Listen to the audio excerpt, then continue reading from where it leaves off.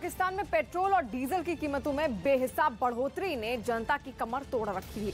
तेल की लगातार बढ़ती कीमतों पर वहां जनता और मीडिया ने पाकिस्तान की सरकार को आड़े हाथ लिया और तेल की आसमान छूती कीमतों के लिए पाकिस्तान के लोगों ने प्रधानमंत्री इमरान खान को जिम्मेदार ठहराया। तो इमरान खान साहब ने जो पॉलिसियां दी थी, जो वादे किए थे अवाम के साथ, वो तो यही थे ना कि हम निचले तबके को जो है ना ऊपर लेके जाएंगे। तो मेरे ख्याल वो ऊपर ही लेके जाने के प्लान में है। लोगों के गुस्से की एक बड़ी वजह यह रही कि पाकिस्तान में एक दिन पहले ही पेट्रोल की कीमतों में 1 या 2 रुपए नहीं बल्कि सीधे 12 रुपए की बढ़ोतरी की गई। इस बढ़ोतरी के बाद वहां पेट्रोल की कीमत पाकिस्तानी रुपयों में 160 रुपए प्रति लीटर तक पहुंच गई। हर बंदा परेशान है, लोगों के पास खाने को नहीं है और ये पेट्रोल पे पेट्रोल बढ़ाई जा रहे हैं। इतना ही नहीं, पाकिस्तान में पूरे दिन ट्विटर पर #पेट्रोल प्राइस टॉप पर ट्रेंड करता रहा। यानी सोशल मीडिया से लेकर सड़कों तक जनता ने इमरान खान सरकार पर निशाना साधा। और कर्ज में डूबे पाकिस्तान में आसमान छूती महंगाई के लिए अपनी सरकार को जमकर कोसा। जनता के अलावा पाकिस्तान की सरकार वहां की मीडिया के निशाने पर भी आ गई। और तेल की कीमतों में की गई भारी बढ़ोतरी तमाम टीवी चैनलों के प्राइम टाइम की बहस का मुद्दा बन गई। आप बताएं कि ये गाड़ियां फिर पानी से चलाई जाएंगी, क्या किया जाएगा? हम ऑयल प्रोड्यूसिंग कंट्री नहीं है और हम ये सारा इंपोर्ट करते हैं तेल बाहर से, तो जाहिर है कि वो कीमत जो है उस पर हमारा कोई कंट्रोल नहीं। इमरान खान की सरकार पहले ही कई मुद्दों पर विपक्ष के विरोध का सामना कर रही है। इस बार भी पेट्रोल की बढ़ी कीमतों ने विरोधी पार्टियों को हमलावर होने का एक और मौका दे दिया। मियां मोहम्मद नवाज साहब के दौर में 8 रुपए कम हुए तो 62 रुपए में लीटर तेल मिल रहा था, आज 162 में कर दिया इमरान ने। पाकिस्तान के लोगों की मुश्किलें ज्यादा बढ़ सकती हैं क्योंकि तेल की कीमतें बढ़ने के बाद वहां कई ट्रांसपोर्ट एसोसिएशनों ने गाड़ियों का किराया बढ़ाने की मांग भी उठा दी। और यूपी, बिहार और दिल्ली के लोगों पर दिए भैया वाले बयान पर चरणजीत सिंह चन्नी की मुश्किलें बढ़ गई हैं। बिहार के मुजफ्फरपुर में उनके खिलाफ केस दर्ज हो गया है, तो बयान पर माफी की मांग को लेकर पंजाब में कई जगहों पर उनके खिलाफ प्रदर्शन शुरू हो गए, जिसकी एक तस्वीर लुधियाना से भी सामने आई, जहां यूपी और बिहार के लोगों ने उनके बयान के खिलाफ मोर्चा खोल दिया। हाथों में काले झंडे लेकर सड़क पर उतरे लोगों ने सीएम चन्नी और उनके बयान पर ताली बजाती नजर आई प्रियंका गांधी के खिलाफ नारेबाजी की। प्रदर्शन कर रहे लोगों ने बयान पर माफी नहीं मांगने तक सीएम चन्नी का विरोध जारी रखने का ऐलान कर दिया। जब तक चरणजीत सिंह चन्नी माफी नहीं मांगेंगे पूर्वांचल समाज से, हमारा विरोध जारी रहेगा। यही नहीं, प्रदर्शन कर रहे लोगों ने लुधियाना में प्रियंका गांधी के रोड शो का भी विरोध करने की बात कही, क्योंकि 2 दिन पहले चन्नी ने प्रियंका की मौजूदगी में विवादास्पद बयान दिया था, जिसका एक वीडियो बीजेपी IT सेल के प्रमुख अमित मालवीय ने ट्वीट किया था, जिसमें चन्नी के बयान पर मंच पर उनके बगल में खड़ी प्रियंका गांधी ताली बजाती नजर आई थी।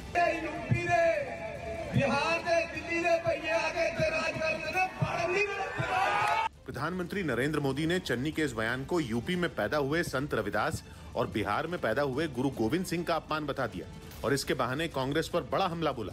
इस तरह की विभाजनकारी सोच को एक पल के लिए पंजाब में राज करने का अधिकार नहीं है। सीएम चन्नी ने ये विवादास्पद बयान पंजाब के रूपनगर में हुई एक जनसभा में दिया था और जिस पर सियासी घमासान मच गया। और जब इसकी गूंज बिहार तक पहुंची तो मुख्यमंत्री नीतीश कुमार भी इस पर भड़क गए और उन्होंने भी सीएम चन्नी के बयान को हैरान करने वाला बता दिया। कितनी बड़ी बिहार के लोगों की भूमिका है पंजाब में, हमको तो आश्चर्य लगता है किस तरह की बात कैसे लोग बोलते हैं। बयान पर बवाल बढ़ता देख चरणजीत सिंह चन्नी की भी सफाई सामने आई और उन्होंने अपने बयान को सिर्फ आम आदमी पार्टी के नेताओं पर हमला बताने की कोशिश की। संजय सिंह, केजरीवाल जैसे लोग बाहर से आकर खलल डालते हैं, मैंने उनके बारे में बात की है। वहीं कांग्रेस के कई नेताओं ने उनके बयान से किनारा कर लिया। और प्राइवेट नौकरियों में आरक्षण के मुद्दे पर हरियाणा सरकार को सुप्रीम कोर्ट से राहत मिल गई है। इस मामले की सुनवाई करते हुए सुप्रीम कोर्ट ने पंजाब और हरियाणा हाई कोर्ट की तरफ से लगाई गई रोक को हटा दिया, जिसके बाद हरियाणा में प्राइवेट नौकरियों में वहां के लोगों के लिए 75% आरक्षण की व्यवस्था लागू रहेगी। साथ ही सुप्रीम कोर्ट ने इस मामले में हाई कोर्ट को 1 महीने के अंदर फैसला देने को कहा है। असल में इस साल 1 जनवरी से हरियाणा में नया आरक्षण कानून लागू हुआ था, जिसके तहत प्राइवेट सेक्टर की नौकरियों में हरियाणा के लोगों को 75% आरक्षण दिया गया था। लेकिन इस कानून को कुछ संगठनों ने पंजाब और हरियाणा हाईकोर्ट में चुनौती दी थी, जिसके बाद हाईकोर्ट ने कानून पर रोक लगा दी थी। अभी हाईकोर्ट में इस मामले की सुनवाई चल रही है, लेकिन वहां से अंतिम फैसला आने तक सुप्रीम कोर्ट में वो रोक हटा दी है। और पंजाब में कांग्रेस को फिर झटका लगा। पंजाब विधानसभा चुनाव से ठीक पहले कांग्रेस को 3 और झटके लगे। अमृतसर से पार्टी के 3 पार्षद आम आदमी पार्टी में शामिल हो गए। एक दिन पहले ही वहां के मेयर करमजीत सिंह रिंटू ने भी कांग्रेस छोड़ दी थी। टीम इंडिया और वेस्टइंडीज के बीच शाम 7 बजे से दूसरा T20 मैच खेला जाएगा। 3 मैचों की इस सीरीज में भारतीय टीम 1-0 से आगे है। आगरा में ताजमहल के पीछे लगी कटीली तारों को बदलने का काम शुरू हो गया। सुरक्षा के लिए वहां पुरानी हो चुकी इन तारों की जगह नई तार लगाई जा रही हैं। प्रॉपर चेन लिंक फेंसिंग डाली है। अब उससे क्या होगा, कोई जानवर या कोई इंसान उससे प्रवेश नहीं कर पाएंगे। ब्राजील के रियो डी जेनेरो में जमीन खिसकने से हुए हादसे में 94 लोगों की मौत हो गई। एक दिन पहले बारिश से यह हादसा हुआ था, जिससे वहां कई मकानों को नुकसान पहुंचा था। आशंका है कि अब भी मलबे में कई शव दबे हो सकते हैं।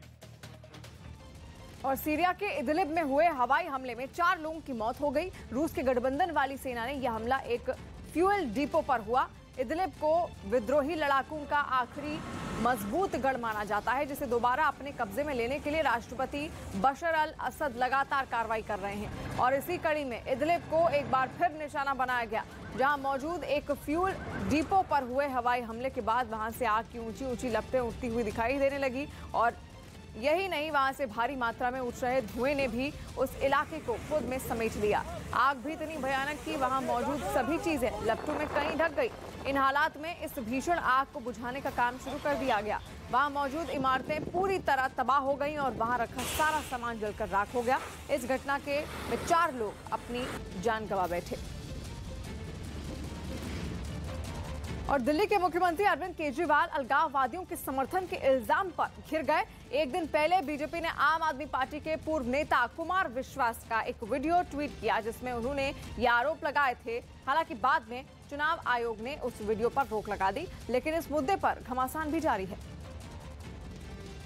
और उसी का जिक्र प्रधानमंत्री ने पंजाब के अबोहर की एक रैली में किया। उन्होंने केजरीवाल के खिलाफ लगे आरोपों को गंभीर बता दिया। ये लोग सत्ता के लिए अलगाववादियों से भी हाथ मिलाने को तैयार है। लेकिन आम आदमी पार्टी ने भी विरोधियों के आरोपों पर जवाब देने में देर नहीं लगाई। ये बेईमान ताकतें इस ईमानदार जोड़ी को, इस ईमानदार पार्टी को, अरविंद केजरीवाल जी को बर्बाद करने की कोई कसर नहीं छोड़ेंगे। यही नहीं, आम आदमी पार्टी ने इस विवाद को एक प्रोपेगेंडा बताया। और दिल्ली के सीमापुरी इलाके में एक मकान की तलाशी के दौरान संदिग्ध बैग में बम मिलने से हड़कंप मच गया। बताया गया कि गाजीपुर RTX मामले की जांच के दौरान पुलिस को इस मकान का पता चला और स्पेशल सेल ने वहां से एक संदिग्ध बैग में बम बरामद करने का दावा किया, जिसके बाद बम निरोधक दस्ता और NSG की टीम वहां पहुंच गई। इसके साथ ही पुलिस ने उस मकान के आसपास के इलाके को भी एहतियातन खाली करवा दिया। इस वक्त हम D49 सुनार वाली गली के पास खड़े हुए हैं और यहाँ पर बम स्क्वाड को बुलाया गया है। बताया गया कि मकान के जिस कमरे से बैग मिला, उसमें रहने वाले संदिग्ध किराएदार पुलिस के वहां पहुंचने से पहले फरार हो गए। किराएदार ही रहे थे, अभी चंद दिनों से आए थे। वहीं संदिग्ध बैग में बम होने की जानकारी मिलने के बाद फोरेंसिक टीम भी जांच के लिए वहां पहुंच गई। और NSG टीम ने बरामद किए गए बम को डिफ्यूज करने की तैयारियां शुरू कर दी। NSG के सूत्रों के मुताबिक कमरे से जो संदिग्ध बैग मिला उसे पूरी तरह सील किया गया था और जब उसे खोला गया तो उसके अंदर से बम बरामद किया गया, जिसके बाद वहां रखे जाने के सुराग दिल्ली पुलिस को गाजीपुर RDX मामले की जांच के दौरान मिले, जहां 14 जनवरी को गाजीपुर सब्जी मंडी के गेट पर एक बैग में RDX मिला था, जिसे NSG की टीम ने समय रहते नष्ट कर दिया था। और उत्तराखंड में चुनाव के नतीजे आने से पहले ही कांग्रेस नेता हरीश रावत ने मुख्यमंत्री पद पर दावेदारी ठोक दी है। हालांकि उन्होंने ये भी साफ किया कि मुख्यमंत्री पद पर अंतिम फैसला कांग्रेस अध्यक्ष सोनिया गांधी का होगा। मुख्यमंत्री नहीं बनूंगा तो जो है घर बैठ करके जो मदद हो सकेगी, मुख्यमंत्री बनूंगा तो प्रदेश का काम करूंगा। और मुंबई में AC लोकल ट्रेनों का किराया दिल्ली मेट्रो की तरह करने की तैयारी है। दावा है कि AC लोकल ट्रेनों में किराया ज्यादा होने की वजह से उसमें यात्रियों की तादाद कम होती है, जिससे रेलवे का घाटा हो रहा है। इसीलिए रेलवे अब एक ऐसी योजना बना रही है जिससे मुंबई में चलने वाली AC लोकल ट्रेनों में भी सीटें भरी रहें। इसके लिए रेलवे इसके किराए में बदलाव करने की भी तैयारी कर रही है। यहाँ पर पैसेंजर आपको नजर नहीं आएंगे, इसी तरह से सीटें जो है वो खाली रहती हैं और मुख्य वजह इसके सीटें खाली रहने की है इसका किराया। बताया गया कि इस मुद्दे पर रेलवे के पास प्रस्ताव पहले ही भेजा जा चुका है और अब जल्द ही इस पर फैसला ले लिया जाएगा, जिसका संकेत खुद रेल राज्य मंत्री राव साहब दानवे पाटिल ने दिया। ऑफिसर की मीटिंग बुलाऊंगा और उसमें जो भी पैसेंजर के हित में होगा वो किया जाएगा। इसके साथ ही एसी लोकल की फ्रीक्वेंसी बढ़ाने की भी चर्चा है। और आईटीबीपी जवानों ने बप्पी लाहिड़ी को श्रद्धांजलि दी। आईटीबीपी ने गाना गाने का एक वीडियो सोशल मीडिया पर शेयर किया, जिसके जरिए बप्पी लाहिड़ी को श्रद्धांजलि दी गई।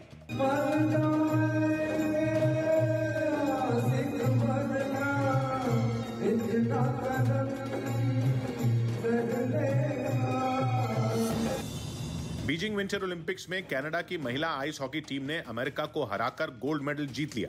कनाडा ने यह मुकाबला 3-2 से अपने नाम किया। हिमाचल प्रदेश के मनाली में आग लगने से एक मकान पूरी तरह जल गया। इसके बाद इलाके के लोगों और दमकल विभाग ने मिलकर यह आग बुझाई। मेजबान न्यूजीलैंड ने पहले टेस्ट के पहले ही दिन दक्षिण अफ्रीका के खिलाफ मजबूत पकड़ बना ली। उसने पहली पारी में दक्षिण अफ्रीका को 95 रन पर ऑल आउट कर दिया। इसके बाद न्यूजीलैंड की टीम ने पहले दिन का खेल खत्म होने तक 3 विकेट पर 116 रन बना लिए।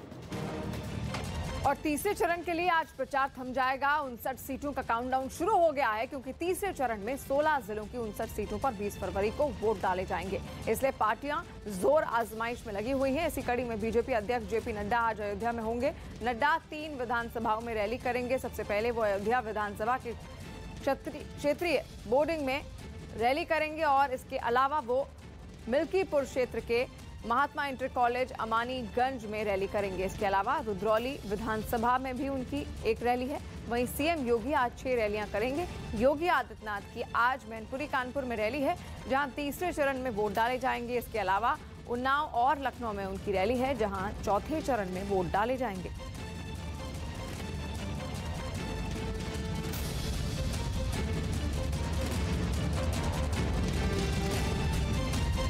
और यूपी में तीसरे चरण में 16 जिलों की 59 सीटों पर 20 फरवरी को वोट डाले जाएंगे। सवाल ये कि यूपी के दंगल में किसका होगा मंगल। अपना अपना दम साबित करने के लिए पार्टियों ने दिन रात एक कर दिया है। समाजवादी पार्टी राष्ट्रीय अध्यक्ष अखिलेश यादव का आज जालौन, कानपुर और उन्नाव दौरा वो करेंगे और पहले 2 चरणों में यूपी की 113 सीटों पर वोट डाले जा चुके हैं। इससे पहले कल अखिलेश यादव ने पिता मुलायम सिंह यादव के साथ इटावा में एक रोड शो भी किया था। इस दौरान उनके चाचा शिवपाल यादव भी मौजूद रहे। मैं ये कह सकता हूं कि तीसरे चरण में भी भारतीय जनता पार्टी का सफाया होगा। पहले चरण, दूसरे चरण में जिस तरीके से गठबंधन ने शतक लगाया है, तीसरे चौथे चरण के बाद भी एक और शतक लग जाएगा। इन्होंने हर वर्ग को धोखा दिया है। न जाने कितने झूठे वादे किए, इनका हर वादा जुमला निकला। इसलिए जनता इनसे नाराज है। महंगाई को रोकने के लिए कोई काम नहीं किया। आज आपने इटावा देख ही लिया है। पूरी के पूरा इटावा सड़कों पर आ गया है। पूरा इटावा भारतीय जनता पार्टी का सफाया करना चाहता है और यहाँ सभी सीटों पर समाजवादी पार्टी के 85 जीतेंगे और भारतीय जनता पार्टी का सफाया करेंगे। जब से गठबंधन में एक हो गए तब से पूरे उत्तर प्रदेश में लहर आ गई है और ये परिवर्तन की लहर पूरा उत्तर प्रदेश में भारतीय जनता पार्टी का सफाया कर। बिहार के गया से हैरान करने वाली कुछ तस्वीरें सामने आई। वहां पर आरोपियों से बदसलूकी पर कुछ पुलिस वाले गिर गए। आरोप है कि उन पुलिस वालों ने गांव वालों को उनके घर में घुसकर मारा। ये घटना 2 दिन पहले की बताई गई, जिसका वीडियो भी सामने आया, जिसमें जमीन पर बैठी कुछ महिलाओं, बच्चों और बुजुर्गों के हाथ पीठ के पीछे की तरफ बंधे दिखे और उनके इर्द गिर्द कुछ पुलिस वाले भी नजर आए। गांव वालों का आरोप है कि नदी किनारे से रेत निकालने में पुलिस वाले माफिया की मदद कर रहे हैं और उनका विरोध करने पर उन्हें पीटा गया। लोग भागने लगे अश्रु गैस को देखकर। घर में ढुक करके हर घर की केवाड़ी तोड़ दिया। घर घर में जा करके सभी लोगों को मारा।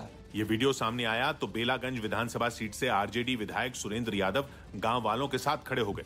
मैं आपको भरोसा दिलवाता हूँ, समूचे बालू उठा के ले जाइए और चारों पट्टी से इसको गांव को सुरक्षित कर दी। वहीं पुलिस ने गांव वालों पर आरोप लगाया कि पुलिस वालों पर उन लोगों ने हमला किया, इसलिए पुलिस को जवाबी कार्रवाई करनी पड़ी। पथराव किया गया पुलिस और मजिस्ट्रेट पर। तकरीबन 9 सिपाही घायल हुए थे, जिनको चोटें आई। तो इसके बाद पुलिस ने बल प्रयोग किया। बताया गया कि इस मामले में पुलिस ने 10 आरोपियों को गिरफ्तार भी कर लिया। बेल्जियम में लोगों की जिंदगी को पहले से बेहतर बनाने के लिए वहां की सरकार ने एक कदम उठाया है, जिसके तहत बेल्जियम में लोगों को हफ्ते में 5 के बजाय अब 4 दिन ही काम करना होगा। यानी एक सप्ताह में केवल 38 घंटे काम करना होगा और 3 दिन आराम। यही नहीं, ऑफिस की छुट्टी के बाद बॉस के मैसेज से भी परेशान होने की कर्मचारियों को जरूरत नहीं होगी। नई व्यवस्था में कर्मचारियों को और लंबा वीकेंड तो मिलेगा ही और इससे उनके वेतन पर भी कोई असर नहीं पड़ेगा। हालांकि अगर वो चाहें तो बॉस से इजाजत लेकर एक हफ्ते में 38 घंटे से ज्यादा काम कर सकते हैं, ताकि अगले हफ्ते कम काम करना पड़े। बताया गया कि ये कदम वहां के लोगों की जिंदगी को बेहतर बनाने और काम और जिंदगी के बीच बढ़िया तालमेल बनाने के लिए उठाया जा रहा है। फिलहाल ये बदलाव अभी वहां लागू नहीं हुए हैं, केवल इसका ड्राफ्ट तैयार किया गया है, जिसे संसद में पास होने के बाद लागू किया जाएगा। और महाराष्ट्र के बदलापुर से हैरान करने वाली कुछ तस्वीरें सामने आई। वहां पर प्लास्टिक के डिब्बे में एक तेंदुए का सिर फंस गया, जिसे बचाने में वन विभाग की टीम के पसीने छूट गए और ये बताया गया कि उस तेंदुए का वीडियो वहां से गुजर रहे कार सवार ने अपने फोन में रिकॉर्ड कर लिया था, जिसे उसने वन विभाग को भेजा। उसमें वो तेंदुआ प्लास्टिक के डिब्बे से अपने सिर को निकालने की कोशिश करता दिखा, लेकिन काफी कोशिश के बाद भी वो ऐसा करने में कामयाब नहीं हो पाया। इसकी जानकारी मिलने के बाद वन विभाग के कुछ कर्मचारी वहां पहुंचे और तेंदुए को बचाने का काम शुरू किया गया। उन्होंने गांव वालों की मदद से किसी तरह तेंदुए के सिर को उस डिब्बे से बाहर निकाला, जिसके बाद वन विभाग की टीम ने उसे मेडिकल सुविधाएं भी दी। तब कहीं जाकर वो तेंदुआ ठीक से सांस ले सका। और पंजाब के पटियाला में कव्वाल का वोट मांगने का अंदाज सुर्खियों बटोर रहा है। सरदार अली मतोई नाम के ये कलाकार अमरगढ़ विधानसभा सीट से पंजाब लोक कांग्रेस के प्रत्याशी हैं। और जब वो चुनाव प्रचार के लिए मैदान में उतरे तो उन्होंने कव्वाली को ही वोट मांगने का जरिया बना लिया। उनकी गाड़ी हो या फिर छोटी बड़ी सभाएं, हर जगह उन्होंने अपनी आवाज से लोगों के दिलों को जीतने की कोशिश की। गल माछी वाड़ेदा बेनती करे हवा मानू। प्रचार के दौरान कव्वाली सुनने वाले सरदार अली के कई समर्थक भी थे, जिन्होंने ताल से ताल मिलाकर उनकी हौसला अफजाई की। साथ ही उन्होंने अमरगढ़ सीट से उनकी जीत का भी दावा किया। कर्म कर देने जिस वेले ए नस्ला तार दे देने दीवाने जो भी मंग देने। इसके साथ ही सरदार अली मतोई ने लोगों को भरोसा दिया कि अगर वो चुनाव में जीते तो इलाके का विकास जरूर होगा। और पंजाब में चुनाव प्रचार का आज आखिरी दिन है। वहीं कांग्रेस आज अपना मैनिफेस्टो जारी करेगी। इस दौरान राज्य के मुख्यमंत्री चरणजीत सिंह चन्नी, प्रदेश कांग्रेस अध्यक्ष नवजोत सिंह सिद्धू और कांग्रेस मैनिफेस्टो कमेटी के चेयरमैन प्रताप बाजवा भी मौजूद होंगे। हालांकि मैनिफेस्टो जारी करने से पहले सीएम चन्नी मोरिंडा से चमकौर साहिब तक रोड शो निकालेंगे, जिसके बाद मुख्यमंत्री वहां एक महारैली को भी संबोधित करेंगे, उसमें शामिल होंगे और पंजाब में 20 फरवरी को वोट डाले जाने हैं। बीजेपी ने मणिपुर के लिए घोषणा पत्र जारी किया। बीजेपी अध्यक्ष जेपी नड्डा ने मणिपुर विधानसभा चुनाव के लिए इम्फाल में पार्टी का घोषणा पत्र जारी कर दिया। वहां पार्टी ने पिछड़े और गरीब परिवारों की लड़कियों को पढ़ाई के लिए 25-25 हजार रुपए देने का भी वादा किया। Girls from the economically weaker sections and the backward sections will be given an incentive of 25,000 for their education and for their development.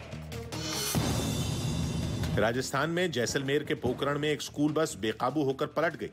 इस हादसे में बस में बैठे 2 बच्चों की मौत हो गई, जबकि 20 से ज्यादा बच्चे घायल हैं।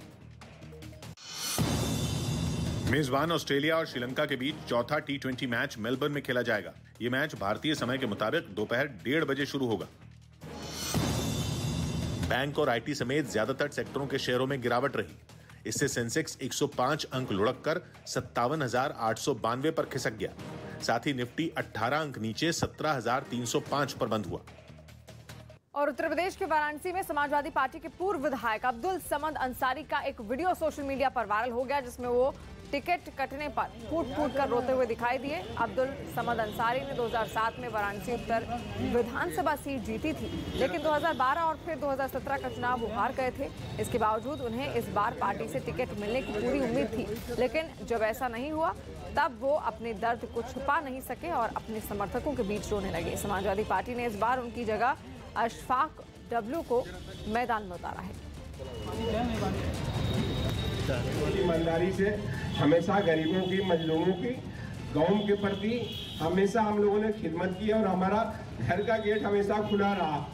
मगर आज बहुत इस बात की तकलीफ है कि समाजवादी पार्टी के शीघ्र नेतृत्व ने जो फैसला लिया है उससे मैं बहुत दुखी हूँ इसलिए मैं अपने कार्यकर्ताओं से यही अनुरोध करूंगा कि जो हमारे समाज के, जो हमारे गांव के बड़े बुजुर्ग लोग फैसला ले, उस पर लोग अमल करें। और उत्तर प्रदेश के कन्नौज में समाजवादी पार्टी के मुखिया अखिलेश यादव के पुलिस वालों पर भड़कने पर सियासत घमासान छिड़ गया और बीजेपी ने उन्हें निशाने पर ले लिया। बताया गया कि एक दिन पहले उनकी जनसभा में पुलिस वालों ने मंच की ओर बढ़ रहे लोगों को रोकने की कोशिश की, जिसकी वजह से वहां भगदड़ मचती देख मंच से भाषण दे रहे अखिलेश यादव का पारा चढ़ गया और उन्होंने पुलिस वालों को फटकार लगा दी। पुलिस वालों, क्यों कर रहे हो ये तमाशा? तुमसे ज्यादा बदतमीज कुछ नहीं हो सकता। बीजेपी ने अखिलेश के इस बयान के बहाने समाजवादी पार्टी के नेताओं की भाषा पर सवाल उठा दिए। इस प्रकार की भाषा समाजवादी पार्टी की पूरे प्रदेश की जनता जाती है। इसका परिणाम 10 मार्च को आ जाएगा। समाजवादी पार्टी हाशिए पर रहेगी। वहीं अखिलेश ने रैली में हुए बवाल के लिए पुलिस और बीजेपी के बीच मिलीभगत होने की बात कही। आशीष मिश्रा की जमानत को सुप्रीम कोर्ट में चुनौती दी गई। लखीमपुर मामले में आरोपी आशीष मिश्रा की जमानत का सुप्रीम कोर्ट में विरोध किया गया। इससे पहले हाई कोर्ट ने आशीष को ये जमानत दी थी, लेकिन अब इस याचिका में ये दलील दी गई कि जमानत पर रिहा आशीष गवाहों को प्रभावित कर सकते हैं। गृह मंत्री अमित शाह ने यूपी के फिरोजाबाद में चुनाव प्रचार किया और समाजवादी पार्टी का सूपड़ा साफ होने का दावा किया। पहले और दूसरे चरण में सपा का सूपड़ा साफ। कर्नाटक सरकार ने उस नियम को खत्म कर दिया जिसके तहत केरल और गोवा से आने वाले लोगों को अपनी नेगेटिव कोरोना रिपोर्ट दिखाना जरूरी हुआ। आखिरकार 1 महीने की देरी से रणजी ट्रॉफी की शुरुआत हो गई। इस प्रतियोगिता के पहले दिन का खेल खत्म होने तक दिल्ली की टीम ने 7 विकेट पर 291 रन बना लिए। इस मुकाबले में तमिलनाडु के खिलाफ यश धुल ने शतक जमाया। धुल अंडर 19 विश्व कप विजेता भारतीय टीम के कप्तान रहे हैं और वहां से लौटने के बाद उन्होंने रणजी में ये शानदार डेब्यू किया। और बड़ी खबर यूक्रेन से। रूस की सीमा से लगने वाले यूक्रेन के एक प्रांत में भीषण बमबारी की खबर है। वहां पर बम और मोर्टार तक दागे गए, जिनकी चपेट में आम नागरिकों के आने की भी खबर है। हालांकि दावा यह है कि इस जंग में अभी तक रूस की सेना शामिल नहीं हुई है, बल्कि रूस के समर्थन वाले विद्रोहियों के साथ यूक्रेन की फौज ने ये जंग शुरू की है। खबर है कि विद्रोहियों के 7 सालों से सीजफायर था, जो अब जाकर टूट चुका है। विद्रोहियों ने भी यूक्रेन की फौज पर हमला किया और यूक्रेन की फौज ने भी गोलीबारी की है।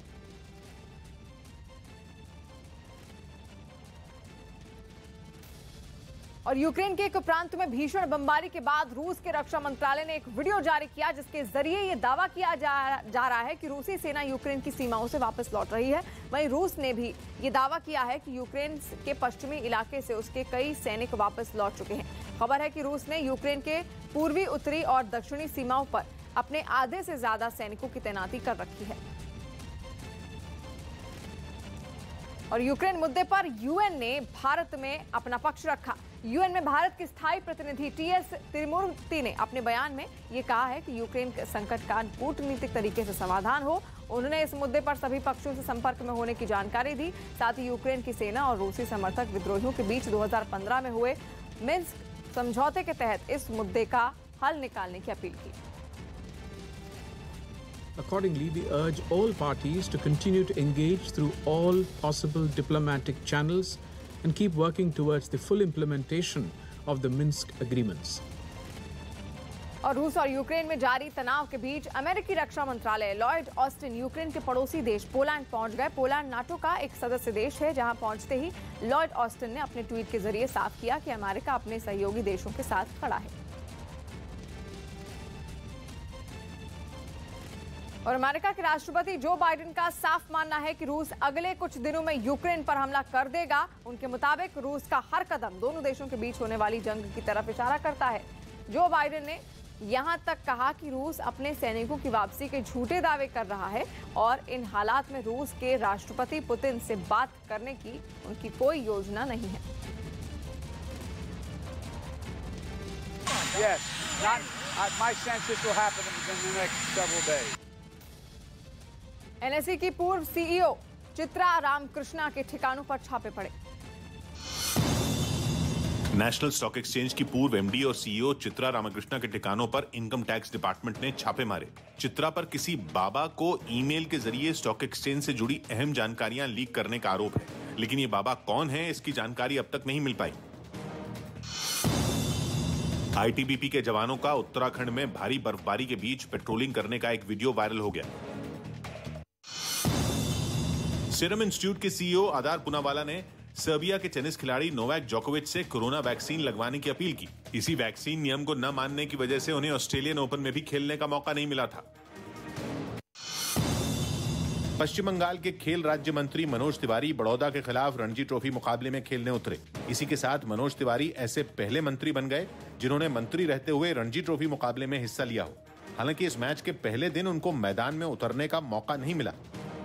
और प्रधानमंत्री नरेंद्र मोदी आज मुंबई रेलवे को बड़ी सौगात देंगे। पीएम वीडियो कॉन्फ्रेंसिंग के जरिए मुंबई डिवीजन की 5वीं और 6ठी रेल लाइन का लोकार्पण करेंगे, जो ठाणे से दीवा के बीच बनकर तैयार हुई है। इसके शुरू हो जाने से मुंबई से दूसरे राज्यों को जाने वाली एक्सप्रेस ट्रेनों को काफी फायदा मिला। इन ट्रेनों को अब उन रेल लाइन से नहीं गुजरना पड़ेगा जिन पर लोकल ट्रेनें चलती हैं। वहीं दूसरे रेल लाइन पर चलने वाली लोकल ट्रेनों की स्पीड भी बढ़ जाएगी। 5वीं और 6ठी रेल लाइन की आधारशिला 2008 में रखी गई थी और इन्हें बनाने में करीब 620 करोड़ की लागत आई है।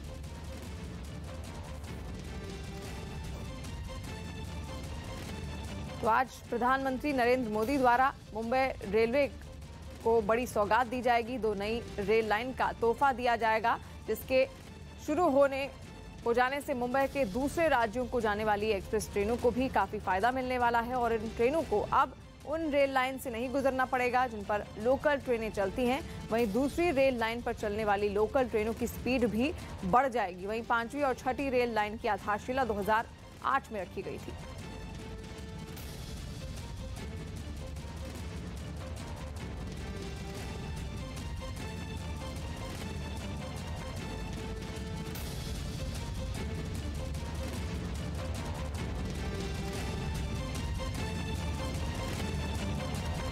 और वहीं कर्नाटक के मंत्री के एस ईश्वरप्पा के बयान पर सियासी घमासान थमने का नाम नहीं ले रहा है। बोम्मई सरकार में मंत्री ईश्वरप्पा ने लाल किले पर भगवा झंडा फहराने की बात कही थी। कांग्रेस लगातार इस बयान के विरोध में प्रदर्शन कर रही है। कर्नाटक कांग्रेस के विधायकों ने विधानसभा में रात भर धरना दिया। विधायक विधानसभा के बाहर गद्दे लेकर रात भर जमे रहे।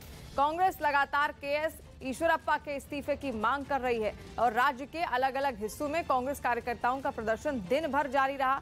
शिवमोगा में बड़ी संख्या में कांग्रेस कार्यकर्ता सड़कों पर उतरे और नाराजगी का इजहार किया। इससे पहले एक दिन पहले ही केएस ईश्वरप्पा के इस्तीफे की मांग को लेकर कांग्रेस नेताओं ने कर्नाटक विधानसभा में तिरंगा लेकर विरोध प्रदर्शन किया था। कांग्रेस के हंगामे को देखते हुए विधानसभा की कार्यवाही को स्थगित कर दिया गया था। हालांकि कर्नाटक के मुख्यमंत्री बसवराज बोम्मई के बयान को गलत तरीके से पेश किए जाने की बात भी की गई थी।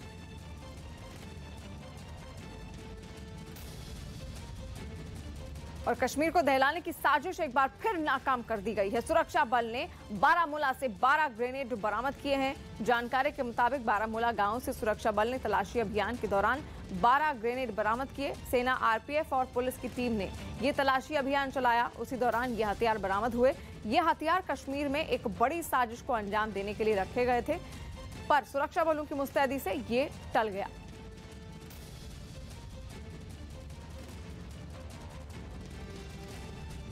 और कांग्रेस नेता मनीष तिवारी ने अपनी पार्टी पर एक और हमला बोला। उन्होंने कांग्रेस छोड़ने पर कुछ पूछे गए सवाल के जवाब में पार्टी को खुली चेतावनी दे डाली। कांग्रेस पार्टी में किराएदार थोड़ी हैं, हम हिस्सेदार हैं। अगर कोई धक्का मतलब दे के निकालेगा वो दूसरी बात है, पर जहां तक हमारा सवाल है, हमने 40 साल अपनी जिंदगी के इस पार्टी को दिए हैं।